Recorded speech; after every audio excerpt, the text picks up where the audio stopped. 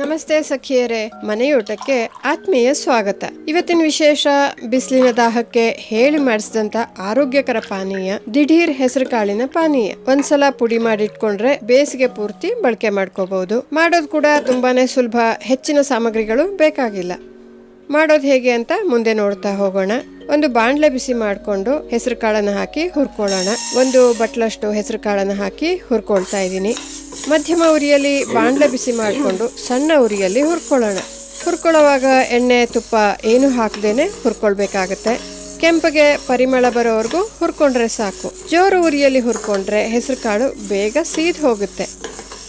ಈ ರೀತಿ ಕಾಳಿನ ಬಣ್ಣ ಬದಲಾಗಿ ಹುರಿದಂಥ ಪರಿಮಳ ಬರೋವರೆಗೂ ಹುರ್ಕೊಂಡು ನಂತರ ಸ್ವಲ್ಪ ಹೊತ್ತು ಆರೋದಕ್ಕೆ ಬಿಡೋಣ.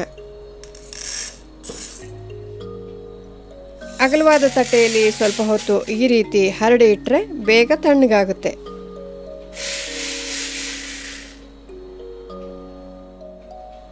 ಆರಿದ ನಂತರ ಮಿಕ್ಸಿ ಜಾರಲ್ಲಿ ಹಾಕೊಂಡು ನುಣ್ಣಗೆ ಪುಡಿ ಮಾಡ್ಕೊಳ್ಳೋಣ.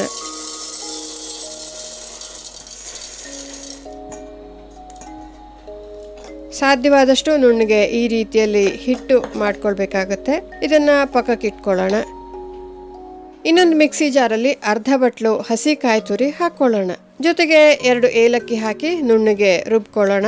ನೀರು ಹಾಕಿ ರುಬ್ಬೋದು ಬೇಕಾಗಿಲ್ಲ. ಈ ರೀತಿ ನುಣ್ಣಗೆ ಮಾಡ್ಕೊಂಡ ನಂತರ ಆಗ್ಲೇ ಮಾಡಿಟ್ಕೊಂಡಂತಹ ಹೆಸರು ಕಾಳಿನ ಪುಡಿಯನ್ನ ಇದ್ರ ಜೊತೆಗೆ ಸೇರಿಸ್ಕೊಳ್ಳೋಣ. ಸುಮಾರು 3 ಚಮಚದಷ್ಟು ಪುಡಿಯನ್ನ ಹಾಕ್ತಾ ಇದ್ದೀನಿ. ಕುಡಿಯೋದಕ್ಕೆ ಎಷ್ಟು ಲೋಟ ಮಾಡ್ಕೊಳ್ತೀವಿ ಅಂತ ನೋಡಿ ಈ ಪುಡಿಯನ್ನ ತಗೊಳ್ಬೇಕಾಗತ್ತೆ.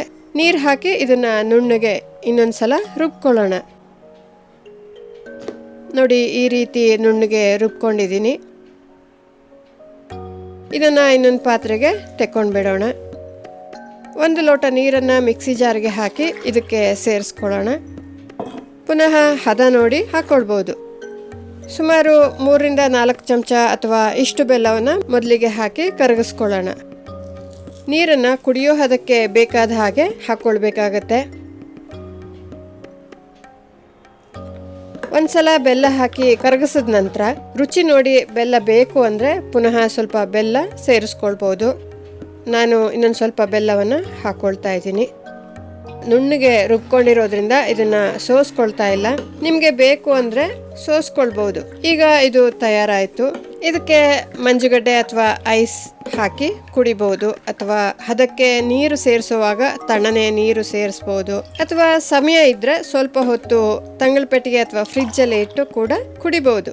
ನಾನು ಇದನ್ನ ಹಾಗೆಯೇ ಕುಡಿತೀನಿ. ಹೆಸರು ಕಾಳಿನಲ್ಲಿ ಹೆಚ್ಚಿನ ಪ್ರಮಾಣದ ಪ್ರೋಟೀನ್ ಮತ್ತೆ ನಾರಿನಂಶ ಇರೋದ್ರಿಂದ ರುಚಿ ತುಂಬಾನೇ ಚೆನ್ನಾಗಿರುತ್ತೆ. ಜೊತೆಗೆ ಆರೋಗ್ಯಕರ ಕೂಡ ಅಲ್ಲದೆ ದೇಹಕ್ಕೆ ಶಕ್ತಿಯನ್ನು ಕೂಡ ಕೊಡುವಂಥದ್ದು.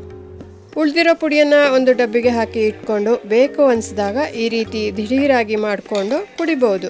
ಅಂದಹಾಗೆ ನೀವು ಈ ಬೇಸಿಗೆಗೆ ದೇಹ ತಂಪು ಮಾಡ್ಕೊಳ್ಳೋದಕ್ಕೆ ಯಾವ್ಯಾವ ಪಾನೀಯವನ್ನ ಬಳಕೆ ಮಾಡ್ತಿದ್ದೀರಾ ಅನ್ನೋದನ್ನ ನಮ್ಮ ಜೊತೆ ಹಂಚ್ಕೊಳ್ಳಿ. ಈ ದಿಢೀರ್ ಹೆಸರು ಕಾಳಿನ ಪಾನೀಯವನ್ನ ಮಾಡಿಕೊಂಡು ಕುಡಿದು ರುಚಿ ನೋಡಿ ನಿಮ್ಮ ಅನುಭವ ಮತ್ತೆ ಅಭಿಪ್ರಾಯವನ್ನ ನಮ್ಮ ಜೊತೆ ಹಂಚ್ಕೊಳ್ಳಿ. ಇನ್ನಷ್ಟು ಬೇಸಿಗೆಯ ಅಡುಗೆಗಳನ್ನ ನೋಡುವುದಕ್ಕೆ ಈ ಮನೆಯೂಟಕ್ಕೆ ಸಬ್ಸ್ಕ್ರೈಬ್ ಆಗಿ. ಹೀಗೆ ಇನ್ನೊಂದು ಆರೋಗ್ಯಕರ ಅಡುಗೆಗಳೊಂದಿಗೆ ಪುನಃ ಭೇಟಿಯಾಗೋಣ. ಅಲ್ಲಿವರೆಗೂ ನಮಸ್ಕಾರ.